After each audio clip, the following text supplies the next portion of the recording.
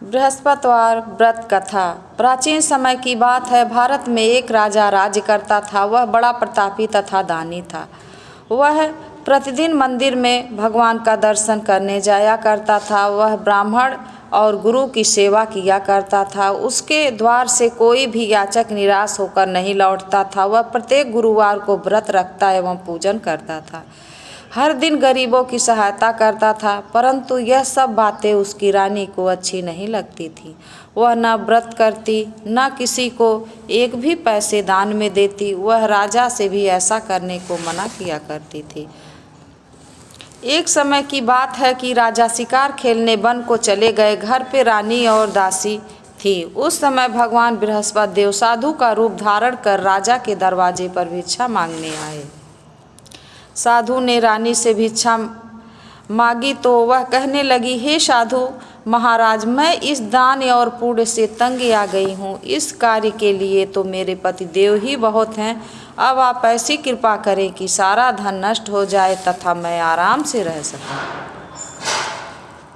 साधु रूपी बृहस्पति देव ने कहा, हे देवी, तुम बड़ी विचित्र हो। संतान और धन से कोई दुखी नहीं होता है, इसको सभी चाहते हैं। पापी भी पुत्र और धन की इच्छा करता है। अगर तुम्हारे पास धन अधिक है तो भूखे मनुष्यों को भोजन कराओ, प्याऊ लगवाओ, ब्राह्मणों को दान दो, धर्मशालाएं बनवाओ, कुआं, तालाब, बावड़ी, बाग बगीचे आदि का निर्माण कराओ तथा निर्धनों के कुंवारी कन्याओं का विवाह कराओ, साथ ही यज्ञ करो। इस प्रकार के कर्मों से आपके कुल का और आपका परलोक में भी नाम सार्थक होगा एवं तुम्हें भी स्वर्ग की प्राप्ति होगी। परंतु रानी साधु की इन बातों से खुश नहीं हुई। उसने कहा, हे साधु महाराज, मुझे ऐसे धन की आवश्यकता नहीं जिसको मैं अन्य लोगों को दान देती रहूं तथा जिसको रखने और संभालने में ही मेरा सारा समय नष्ट हो जाए।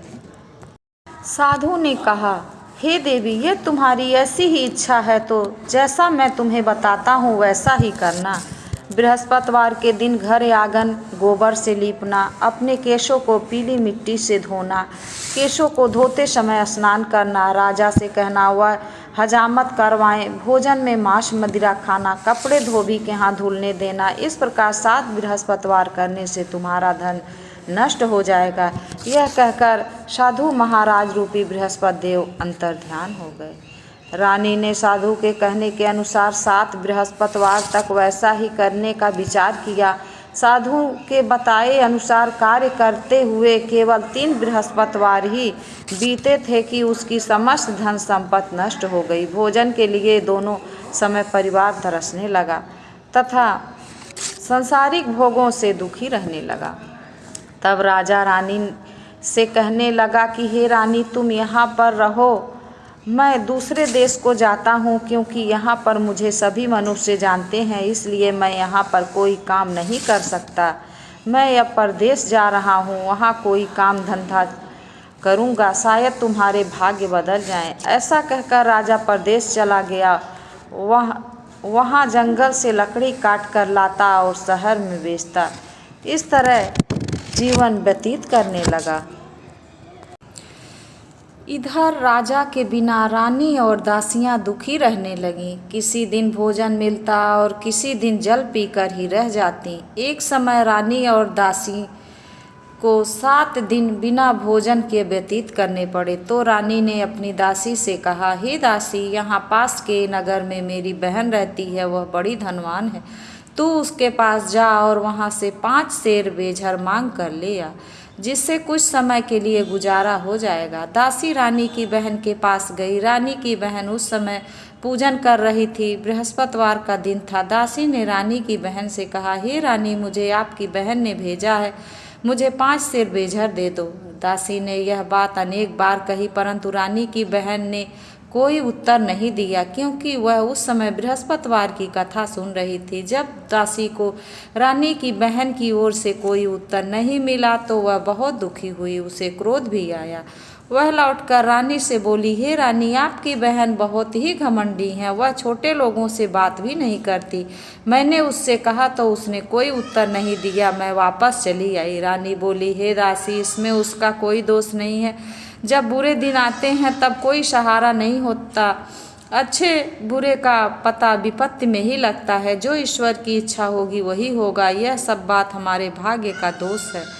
उधर रानी की बहन ने सोचा कि मेरी बहन की दासी आई थी परंतु मैं उससे नहीं बोली, इससे वह बहुत दुखी हुई होगी। अतः कथा सुन और विष्णु भगवान का पूजन समाप्त कर वह अपनी बहन के घर आई और कहने लगी, हे बहन, मैं बृहस्पतिवार का व्रत कर रही थी। तुम्हारी दासी हमारे घर आई थी परंतु जब तक कथा होती है तब तक हम लोग न उठते हैं न बोलते हैं, इसलिए मैं नहीं बोली। कहो दासी क्यों गई थी? रानी बोली, बहन, हमारे घर अनाज नहीं था। वैसे तुमसे कोई बात छिपी नहीं है, इस कारण मैंने दासी को तुम्हारे पास 5 सेर बेझर लेने के लिए भेजा था। रानी की बहन बोली, बहन देखो, बृहस्पतिवार भगवान सबकी मनोकामना पूर्ण करते हैं। देखो शायद तुम्हारे घर में ही अनाज रखा हो। यह सुनकर दासी घर के अंदर गई तो वहाँ उसे एक घड़ा बेझर का भरा मिल गया। उसे बड़ी हैरानी हुई क्योंकि उसने एक एक बर्तन देख लिया था। उसने बाहर आकर रानी को बताया। दासी अपनी रानी से कहने लगी, हे रानी देखो, ऐसे हमको अब अन्न नहीं मिलता तो हम रोज ही व्रत करते हैं। अगर इनसे इस व्रत की विधि और कथा पूछ ली जाए तो उसे हम भी कर लिया करेंगे। दासी के कहने पर रानी ने अपनी बहन से बृहस्पतिवार व्रत के बारे में पूछा। उसकी बहन ने बताया, हे रानी बहन, बृहस्पतिवार को सूर्योदय से पूर्व उठकर स्नान करके बृहस्पतिवार का व्रत करना चाहिए, लेकिन उस दिन सिर नहीं धोना चाहिए। बृहस्पतिवार के व्रत से चने की दाल और मुनक्का से विष्णु भगवान का केले के वृक्ष की जड़ से पूजन करें तथा दीपक जलावें। उस दिन एक ही समय भोजन करें। भोजन पीले खाद्य पदार्थ का करें तथा कथा सुने। इस प्रकार करने से गुरु भगवान प्रसन्न होते हैं, अन्न पुत्र धन देते हैं। इस तरह व्रत और पूजन की विधि बताकर रानी की बहन अपने घर लौट गई।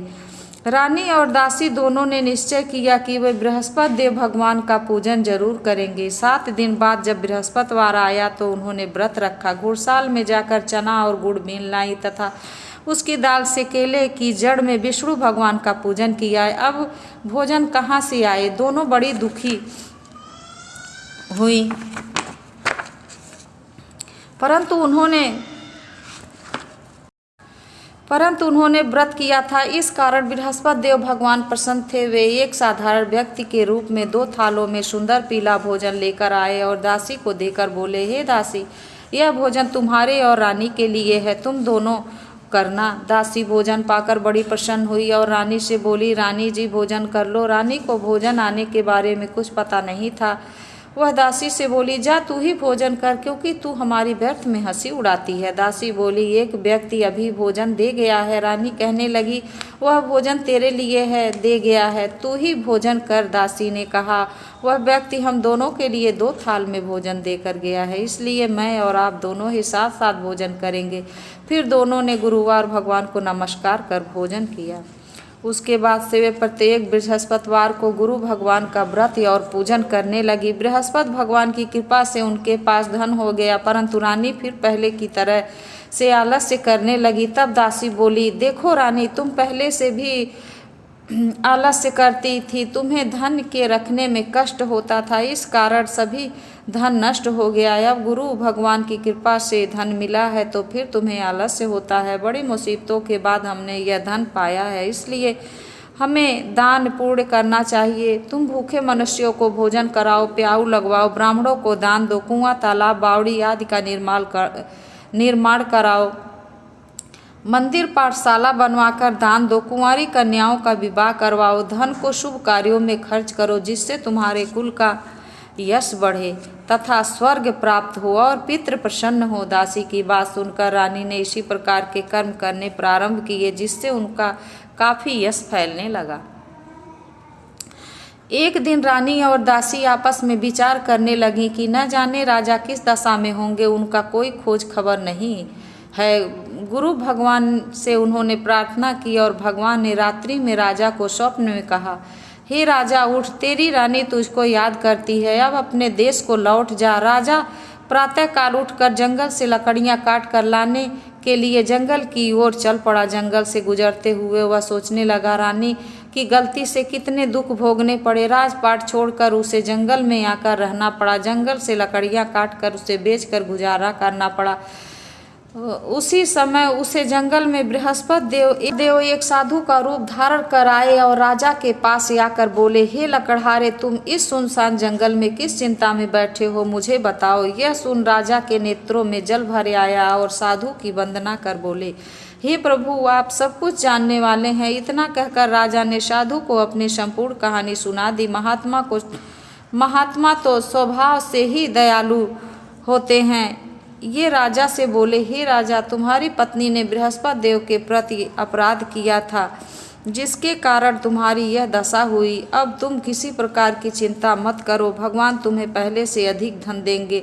देखो, तुम्हारी पत्नी ने बृहस्पतिवार का व्रत करना प्रारंभ कर दिया है। अब तुम भी बृहस्पतिवार का व्रत करके चने की दाल व गुड़ और जल को लोटे में डालकर केले के पत्ते से भगवान विष्णु का पूजन करो। फिर कथा कहो या सुनो, भगवान तुम्हारी सब मनोकामनाओं को पूर्ण करेंगे। साधु को प्रसन्न देखकर राजा बोले, हे प्रभु, मुझे लकड़ी बेचकर इतना पैसा भी नहीं बचता जिससे भोजन करने के उपरांत कुछ बचा सकूं। मैंने रात्रि में अपनी रानी को व्याकुल देखा है। मेरे पास कोई साधन नहीं जिससे समाचार जान सकूं। फिर मैं बृहस्पतिवार की कौन सी कहानी कहूं या सुनूं, मुझको तो कुछ भी मालूम नहीं है। साधु ने कहा, हे राजा, तुम किसी बात की चिंता मत करो। बृहस्पतिवार के दिन तुम रोजाना की तरह लकड़ियां लेकर शहर में जाओ। तुम्हें रोज से दुगना धन प्राप्त होगा, जिससे तुम भली भांति भोजन कर लोगे तथा बृहस्पति देव की पूजा का सामान भी आ जाएगा। बोलो बृहस्पति भगवान की जय। लाइक और शेयर सब्सक्राइब जरूर कर लें। धन्यवाद।